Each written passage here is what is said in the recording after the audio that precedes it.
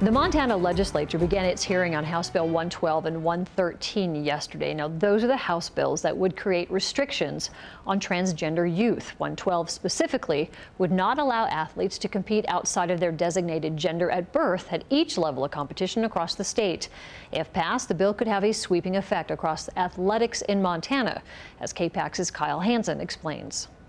The biggest issue for us would be NMSU hosting football playoffs because we have such a long tradition of hosting those, as well as now MSU, that if we did have this bill in effect, I can only guess that the NCAA would still hold to what they have done in the past and really have to look at whether they can host those events in the state of Montana. If this bill was passed, its effects would be wide-ranging. According to Associate AD Gene Gee, Montana could face similar repercussions from the NCAA that North Carolina did in 2016, meaning NCAA-hosted events would likely not be allowed to be hosted in Montana, including things like football playoffs and more. In this case, we have a couple of policies in play. We have the overarching philosophy of the NCAA of being inclusive, promoting diversity, the championship hosting policy that looks specifically at those same issues and then providing a safe environment for all to participate. In college athletics, our goal is to be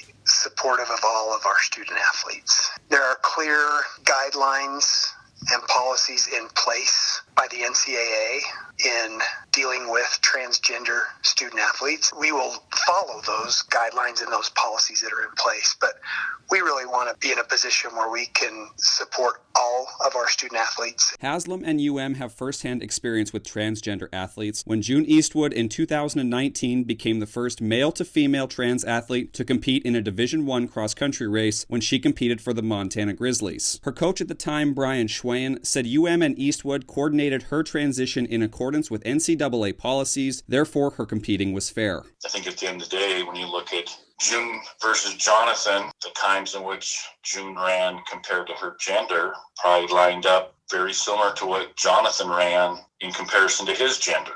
So was it unfair? No, the assumption is that for that case, it was unfair. College organizations like the NCAA and NAIA have policies that allow trans athletes to compete. Meanwhile, the Montana High School Association does not have any current policy. In the case of Eastwood, Schwayen said her transition wasn't about finding a competitive edge, as some suggest. June's first choice was to become a female. June's second choice was to compete. It wasn't reverse. It wasn't, I want to compete first, so I'm going to become a female to compete.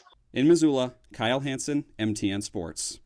In 2016, North Carolina's bathroom bill caused multiple NCAA events to be pulled from that state. After the bill was repealed in 2017, championship and NCAA hosted events were returned to that state.